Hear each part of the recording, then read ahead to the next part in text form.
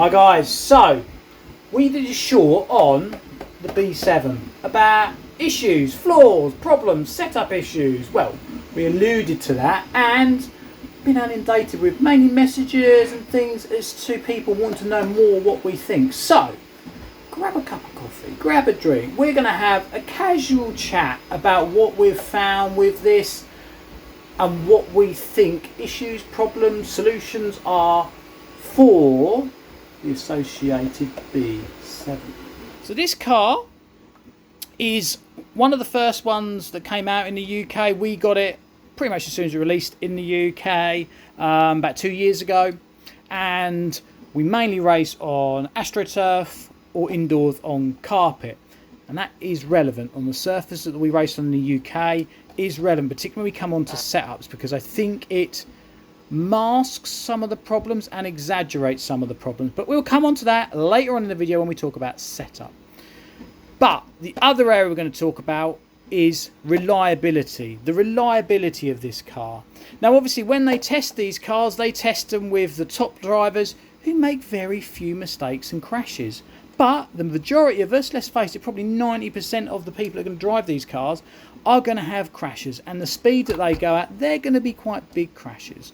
So we've got a couple of things here which are crash related, but there's one big thing here which everyone I know that's had a B7 has had issues with, and I don't think this is acceptable for a competition RC car. So guys, the first problem, it's in there. The idler gears on the associated B7.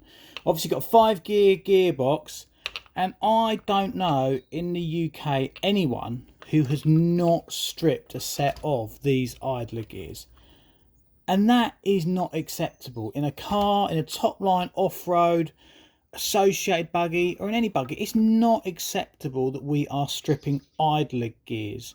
We have upgraded to a carbon gearbox. We'll come on to gearbox moulding issues in a moment, but we've upgraded to carbon fibre gearbox moulding, and we still strip gears. We're even running a ball diff. So we haven't got a gear diff, we were on the ball diff, and it wasn't even on carpet when I last stripped a set of gears, and that's not acceptable.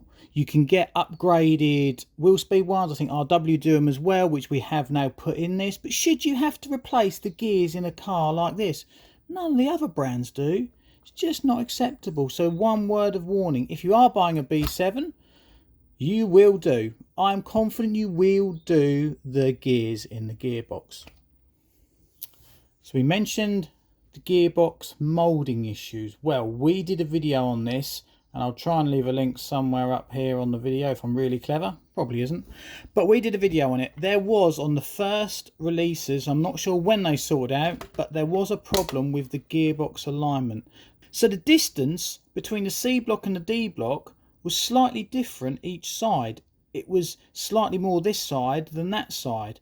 And that was further exaggerated by the pin not being the correct length. Associated, you're not supplying the right length pins. It was about nearly 2mm too short. Really not acceptable on a competition buggy. You know, someone didn't measure that correctly, did they?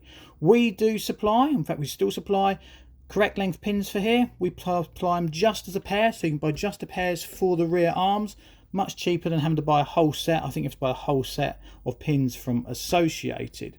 And what was happening is, just through the mechanics of the car, the pin obviously moves back, and you've got very little pin engagement into the C block. So what was happening? A small tap on this rear wheel here, and I've seen people relatively small taps ripping the pivot pin out of the C block mount and pulling the pill out. So what people were doing were ruining the C block, ruining the arm, ruining the pills.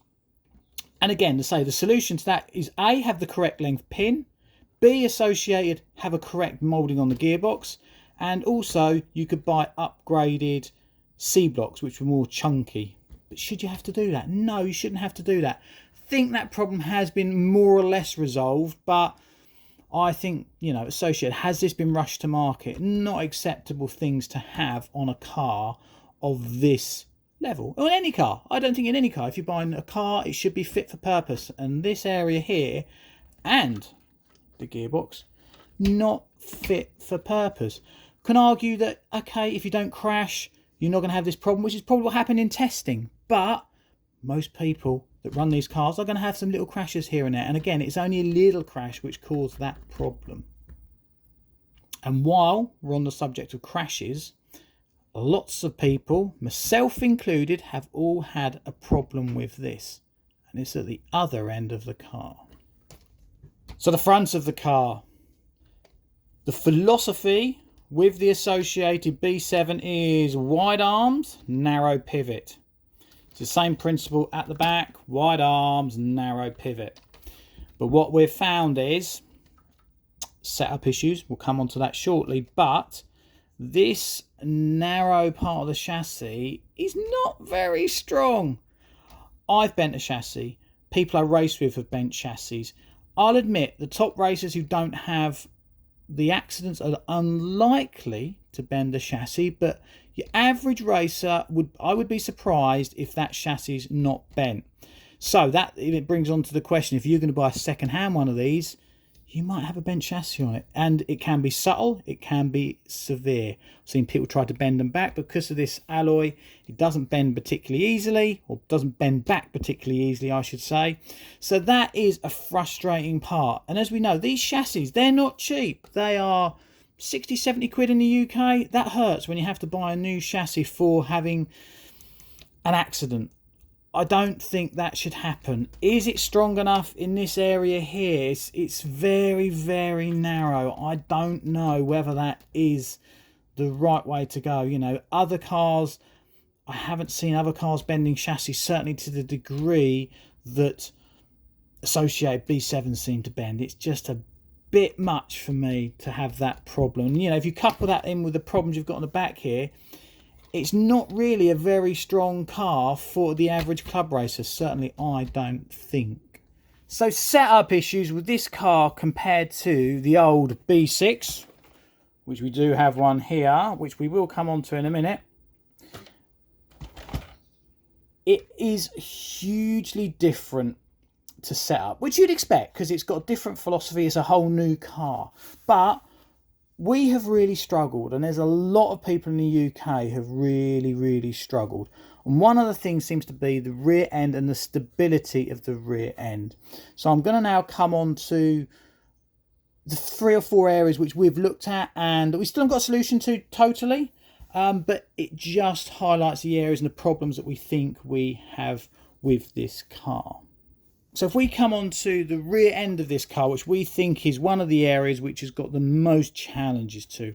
Obviously, we have a narrow pivot and a wide arm scenario. In it, then we have been struggling, and lots of people have been struggling to just get the mechanics, the roll centers, the camber gain to correct on these cars. It just feels a real challenge to get them set up. We have tried using really obscure, really radical changes on the rear hubs here. We've actually gone back to even to B6 rear hubs on there. We've tried to change the roll center. We've gone quite extreme on the roll center, but whatever we do, it doesn't seem to really give us the desired results. If we make the car really easy and nice to drive and safe-ish to drive, it's just slow. If you then try and get some lap time out of it, it's a bit of a struggle to drive. And again, the top drivers, I think, can probably hold on to the car better than you. You know, we class ourselves as a good club racer. Some good regional results we get. You can struggle to hold on to the car. And I am now going to have a little history lesson here, guys. Back in the 90s, I was racing, and I remember racing the Cougar 2000. It had a similar philosophy. It had even wider than this, rear arms, very narrow pivot. And we were racing at the time against RC10s and the likes, and they had the opposite. They had quite a wide pivot on there and narrow arms, and it was the stability. It didn't have the stability. And the reason for that is because you've got this narrow pivot here, it just hasn't got that stability. It wants to move. It's got that sort of roll in there. And in actual fact, if you compare it to a B6, these have got exactly the same shocks on, and it's more stable. It's harder to do that compared to a B7. This is just my opinion, but talking to people, I think that is a very real problem. It's a real potential problem with this car. And as you can just see, as we were talking about reliability issues, we've actually got one of the wheel speed do some really nice upgrades for some of the cars, and we've got the wheel speed all-in-one roll bar and D block. Silly price, silly money, but we just tried to strengthen up the rear of this car. But going back to these rear arms, that is what I think, well, that's what a lot of people discuss with it. It's getting that correct stability, getting the correct camber gain, and having those wider arms makes it difficult.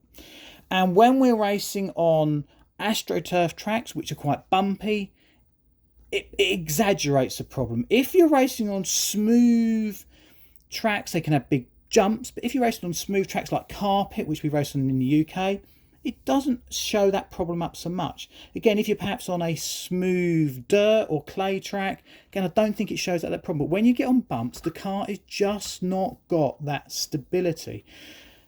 And now I'll come on to that bit in the end, actually, what people have done with it, because we've got a similar problem on the front. Again, I don't think it's quite as bad, but I think it works in tandem with the rear, because it's obviously part of the same car. But you've got the same problem. You've got the narrow pivot and the wide arms, which again is the opposite to what other people are doing, other companies are doing. You look at the X-Rays, you look at Serpents, all those, they've not got this narrow pivot. And I think it just allows the car just wants to roll too much. It's just not got that stability. And we know for a fact that there are people out there, and how do we put this delicately? Some very, very quick people out there that have gone away from narrow pivots. There are people out there that have used a B7, but basically with B6.4 arms. So they've gone back to wide pivots with narrow arms. No names mentioned, but if you look at some videos, it's quite clear what people have done. And while we're on the subject of what people are doing, gearboxes, some people, there's obviously the three-gear gearboxes are available. People are going back to putting 3-gear gearboxes onto the B7s. So you can argue, if you've got a B7 with wide pivot and narrow arms and a 3-gear gearbox, it's almost a B6. It's almost a B6. So really, people are running B6s. And what was one of the big key selling points on the new B7 was this KPI kingpin inclination. Changes the inclination of the kingpin through the movement of the suspension. Well, as you can see here, what have everyone done? They've gone back to B6.4 or B6.3 front hub assemblies.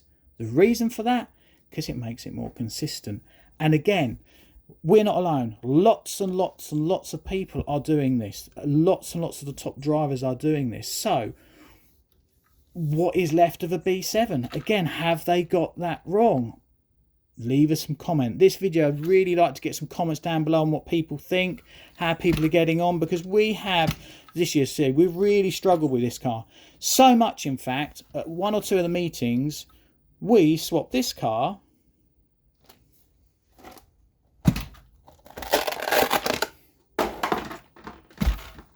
for this car, which is our old B6.4. We actually had this set up in wet spec. We used to use this as a wet car. I just converted it. One of the meetings we did, one of the reasons we did, I said, right, I'm going to use this. And it was so much easier to drive. It's just so much easier to drive. It goes over the bumps. It's consistent. It does what I want it to do.